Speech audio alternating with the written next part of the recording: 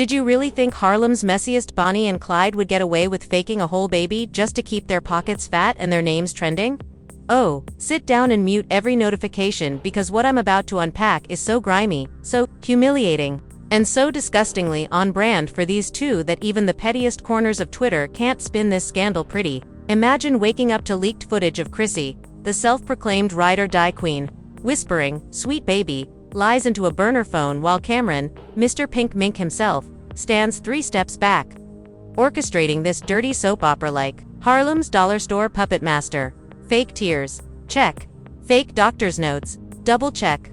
Secret cash drops behind cheap hotel doors. Baby checkmate. Ask yourself, how deep does this rabbit hole really go? How many sponsorships, reunion deals, and fake charity checks did these two cash in while the world clapped for a pregnancy that never existed? And the worst part, the receipts are dripping out one by one. And trust me, by the time we're done today, you'll never look at a baby bump the same way again. Buckle up. This expose might break the internet twice before lunch. So, let's peel back the filthy layers of the circus, because trust me, the so-called power couple of Harlem didn't just slip up overnight. Oh no. This dirty masterpiece was years in the making, camouflaged under reality show tears, staged engagement rings, and Instagram captions so fake they could catfish a ghost. First, let's rewind the tape back to the golden era, when Chrissy Lampkin crowned herself the First Lady of Harlem, and Camron strutted around like a pink for Don Dada. At that point, Jim Jones, bless his loyal fool heart, thought he owned Harlem's last unbreakable brotherhood. But underneath all that dipset nostalgia, snake pits, hush money, and a fake baby belly that would make even Mona Scott Young question if this was too scandalous for cable TV. People say the rot started in 2017 when VH1's reunion specials started pulling stale ratings. Chrissy knew her Creon Q skills were losing value fast. Cam knew his solo buzz was stuck in 2005 nostalgia and half-baked tour flyers. So, what's two hustlers with dusty limelight to do? Easy. Craft a fresh mess. Enter the fake baby plot. Insiders. And by insiders, I mean Chrissy's old nail tech, who couldn't keep her mouth shut, swear the first pregnancy whisper hit Cam's ears one shady brunch at Harlem Tavern. Chrissy leaned over her mimosa, tapped Cam's iced-out watch, and hissed, "What if the world thinks I'm pregnant again?" Cam didn't even flinch. He pulled out his second phone, not the public one, the burner, and muttered, "If you sell it right, we all eat good." From that brunch on, baby scams became baby plans. Chrissy refollowed old brand sponsors on Instagram. Cam made nice with reality show producers who swore they'd never work with him again after that 2011 meltdown backstage.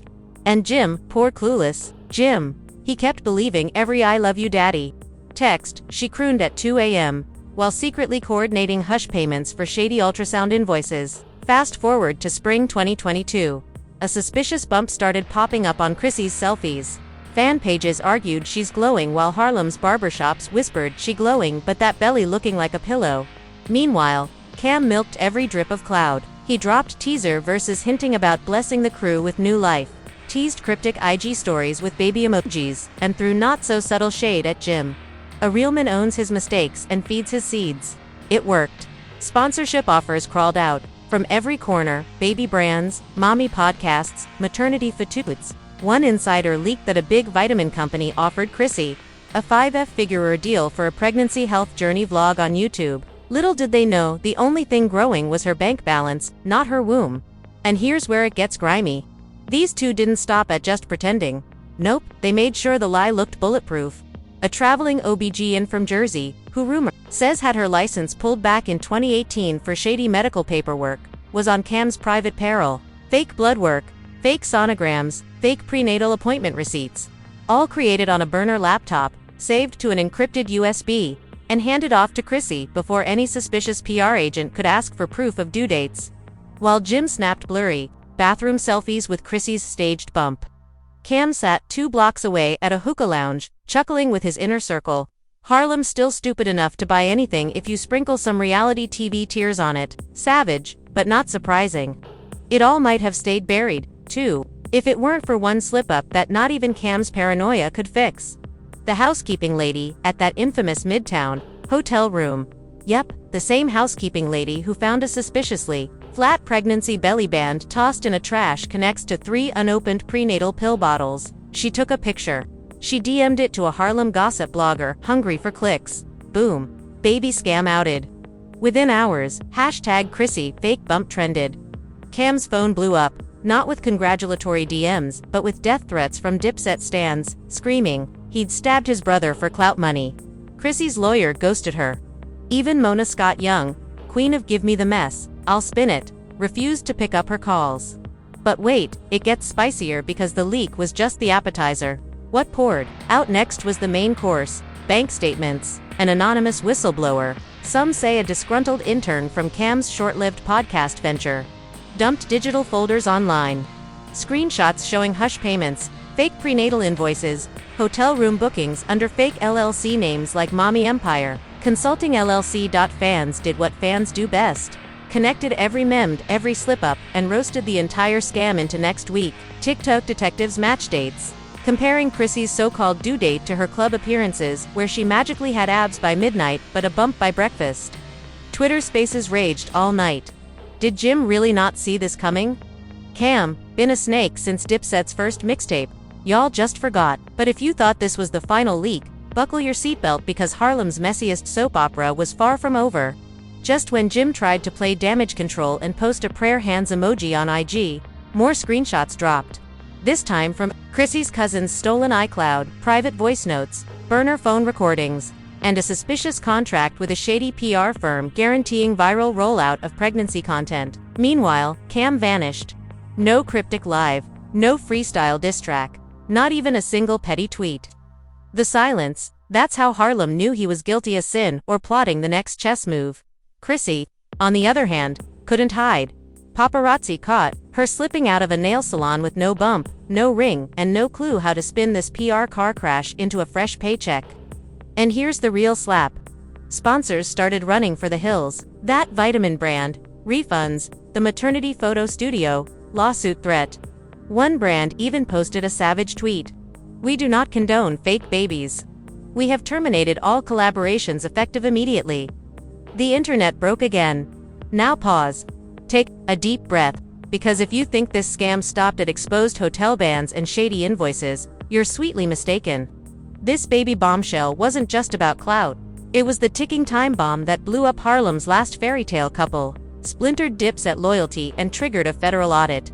And just when you thought Harlem gossip would finally hit pause, think again. Because what dropped next didn't just Torchy and Cam, it dragged a few old friends back into the dirty limelight they swore they left behind.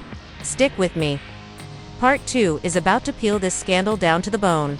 And trust me, by the end, you'll wish this was just bad reality TV. It's so much worse. If you thought the barbershop whispers and Twitter memes were enough to bury the scam, oh baby, welcome to the real Harlem. The receipts dripping out now didn't just drag Chrissy and Camron, they flipped a switch that turned Harlem's dusty backstage secrets into a federal sideshow nobody, not even Mona Scott with her ironclad NDAs, could sweep under the reunion rug. Here's how it spiraled. The same disgruntled intern who dumped the hotel band invoices and the burner laptop screenshots didn't stop there. 2 days after #Chrissy fake bump broke the trending charts, this rogue whistleblower posted a single encrypted file on a shady message board. The file name, Mommempire PR Plan _final. Within it, a goldmine of emails, WhatsApp threads, and signed pitches showing how Chrissy, Cam, and 2 shady PR managers mapped out a 6-month viral motherhood story arc. 1 bullet point read. Phase 1, public reveal. Phase 2, fake ultrasound leak. Phase 3, paparazzi bump sighting. Phase 4, brand deals secured. Phase 5, strategic miscarriage narrative for sympathy and reunion storyline. Read that. Again, not only did they fake a pregnancy, they planned to fake heartbreak, too. So fans would line up with tissue boxes and hashtags begging VH1 to drop a special reunion. When Harlem got wind of that bullet point, boom, the internet split in half. One half demanded Chrissy be blacklisted from every network that ever gave her a reunion check. The other half screamed, Cam was the puppet master, the evil genius, making Harlem's queen sell out her last drop of dignity for clout crumbs. Meanwhile, Jim Jones, the man who called himself Harlem's last loyal king, went nuclear. Forget the prayer hands. Forget the spiritual quotes. He pulled up his own receipts on Instagram Live. Hoodie half off, voice shaking as he barked into the phone. You ever love somebody so deep you let him ruin you twice? Y'all laughing at me, but I was playing father to Elishi, and Cam cooked behind my back. Fans flooded the chat. Stay strong, King. You deserve better. Cam got to pay for this betrayal. The more Jim poured his heartbreak in real time, the more the timeline melted down. TikTok editors stitched clips of him crying with old Dipset footage, trapping millions in an endless loop of nostalgia and cringe. But Harlem's messy DNA never stops at heartbreak. It flips to crime when the money trail gets spicy. Because alongside that PR file, the whistleblower posted partial bank ledgers that made even tax agents perk up. Zelle transfers disguised under fake catering companies, PayPal invoices labeled as prenatal wellness consulting, and stacks of $2,500 wire payments tied to an LLC named Harlem's Events. For the FBI and IRS, that was a breadcrumb trail with extra cheese. By sunrise, word spread fast. Federal agents wanted a sit-down. The rumor mill claimed Homeland Security, knocked on one of Cam's old studios in Queens at 500 a.m., looking for backup drives. One gossip blogger even posted a blurry photo of a black SUV parked outside Chrissy's cousin's condo, claiming feds grilling her cousin for hush money receipts. While the streets screamed RICO and racketeering, Cam stayed ghost mode. No freestyle, clapback, no shady bar on Instagram, no petty tweet with crying laugh emojis, just radio silence, which for Cam is scarier than any diss track, because everyone in Harlem knows when Cam's quiet, he's cooking something lethal. Meanwhile, Chrissy, once the reality TV ride-or-die queen, was left to drown alone. Paparazzi caught her twice in 2 days. Once ducking into a lawyer's midtown office with sunglasses bigger than her dignity, the next crying behind the wheel of a borrowed black Escalade outside a maternity boutique. She allegedly scammed for free baby bump props. Brands didn't wait for an apology. That vitamin sponsor, gone, a designer baby clothes brand she teased on IG, ghosted her with a savage pinned comment. We only clothe real miracles. We wish Miss Lampkin healing and reflection. Ouch, and the Harlemies few. Don't get them started. Beauty salons lit up with old heads clucking their tongues. I told y'all Chrissy was trouble when she forced Jim to get that tattoo of her lips instead of a real wedding. Petty, accurate, classic Harlem. But here's the twist you didn't see coming. Just as the PR crisis scorched every pocket of Harlem, a new player stepped out of the shadows. The money puppet master. Anonymous Reddit leaks claimed this shadowy figure, a shady Exter manager named Reggie, was the one who tipped the intern to leak it all. Reggie, they say, managed Cam's road gigs back in the mid-2010s before Cam ghosted him for skimming off club checks. Reggie apparently held grudges the size of Harlem blocks and baby. When Reggie found out Cam was cashing hush money on a fake baby plot while still owing him unpaid tour percentages, the man went full whistleblower. He fed the intern screenshots. He fed bloggers hush tapes. He even allegedly sold a voice memo to a podcast for 4 figures featuring Cam barking on the phone. Tell Chrissy to keep crying. Tears move product. Man't we make more when they think she miserable. When that voice memo hit the timeline, you could hear collective jaws drop from Harlem to Brooklyn. Even Mona Scott Young, legendary ringmaster of TV Ratchet Circus reunions, had to issue a dry PR statement. Miss Lampkin is not contracted with any of our shows at this time. We have no comment on unverified allegations. Translation: Girl, you can't even spin this mess back onto our reunion couch. While the puppet master's receipts bounced from blog to blog, the brands kept fleeing like roaches. At Sunrise.cam lost to mid-tier liquor endorsements overnight. His name got quietly cut from a rumored Dipet anniversary tour. One promoter leaked a text thread where Cam allegedly begged for a $50,000 advance, swearing the baby plot backlash would blow over soon. Spoiler, it didn't. And the most savage leak yet, a secret group chat screen grab. Reggie himself dropped it to a YouTube blogger, showing Cam, Chrissy, and a PR fixer discussing which gossip blogs they'd pay off to kill any negative headlines. If the fake baby rumor got too hot, the chat even included a petty note. Make sure Jim don't find out till the bag clears. Well, guess what? Not only did Jim find out, the whole damn planet found out. By now, Dipet's once unbreakable brotherhood looked like Harlem's trash pile. Shredded contracts, burned friendships, brand endorsements in ashes. And with federal snitches squealing, it wasn't just IG memes anymore. A rumored federal tax probe now had both Cam and Chrissy sweating bullets over whether hush funds were reported properly. And where was Jim in all this? Still healing, still heartbroken, huh? Harlem's last loyal king hit the booth. Rumor says a new disc album called Faked and Betrayed is dropping any day now. A few sneaky snippets leaked on Twitter. Raw, savage bars with no features, just Jim dragging Cam, Chrissy, and every fake baby prop from Midtown to Miami. If you think this clown show ends with PR apologies and legal fees, think again. Because the same puppet master Whisper Network claims an even nastier twist is locked in a lawyer's safe. A final hush agreement signed by both Cam and Chrissy, outlining exactly how much fake baby money was split behind Jim's back and how it was laundered through phony charity donations. If that document hits the blogs, oh baby, not only will it burn DPAT's last legacy to dust, it might drag a few big-name sponsors down with them. Homeland Security is already sniffing around. And the streets, they're salivating for the final receipts. Part 3. Oh, it's coming. And it's the dagger Harlem's been craving. Because when that hush file drops, even the rats in the gutter will feel sorry for Jim Jones. Stay tuned. You don't want to blink now.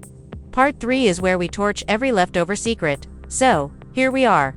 If you made it this far without clutching your imaginary pearls, brace yourself. Because the next chapter in this fake baby catastrophe doesn't just slap a final nail into Dipset's dusty coffin. It drags the entire Harlem gossip ecosystem through a storm so raw that even the block's oldest OGs are ducking cameras. Remember that hush file?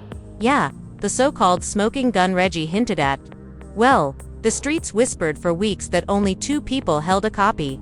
Reggie and a shady entertainment lawyer who once managed side deals for Cam when his tax problems made headlines a decade ago. But Harlem forgot one thing.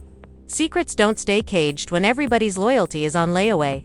A week after Jim's heartbreaking live rant and 2 days after Reggie's group chat leak, the hush file hit the net. No big tabloid drop, no podcast exclusive, just a single anonymous Google Drive link spammed in the comment sections of every post that so much as mentioned Chrissy Cam or fake babies. Within an hour, the link was trending worldwide. Inside that folder was a goldmine, contracts, signed NDAs, wire instructions, and a grainy PDF stamped final split agreement in big red letters. It spelled out how this so-called baby narrative profits would be split among Chrissy, Cam, a shady OBGYN, and the gossip PR fixer who sold the story to advertisers. And tucked in the same file, a side note practically burned through the screen. Jim not to be informed until the last possible second once all sponsor payments cleared. Harlem lost its collective mind. TikTok detectives screen-recorded every page, posted breakdowns in real time, and stitched savage memes with old clips of Jim kissing Chrissy's stomach on stage, now captioned with crying emojis and clown faces. The whole world laughed, then gasped, then shared it with their messiest group chats until it spread like a digital wildfire no lawyer could stop. And if the hush file itself wasn't humiliating enough, Harlem's favorite mother-in-law, Mama Jones, decided to drag the last shred of family laundry into the daylight. A hungry blogger caught her mid-rant outside her favorite hair salon. No filter, no apologies. She spat out the words Harlem's been waiting for. She always knew Chrissy was poison. She said she begged Jim to open his eyes years ago.